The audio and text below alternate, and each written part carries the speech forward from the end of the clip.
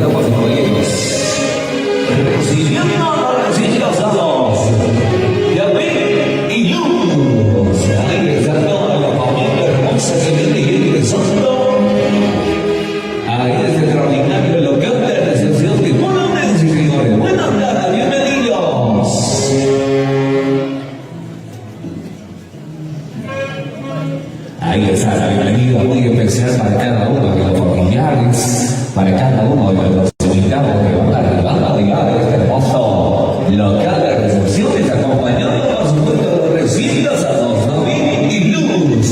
La bienvenida muy especial por supuesto también para los señores padrinos, para el señor Pepe Rosso y para la señora Marilú Vidal.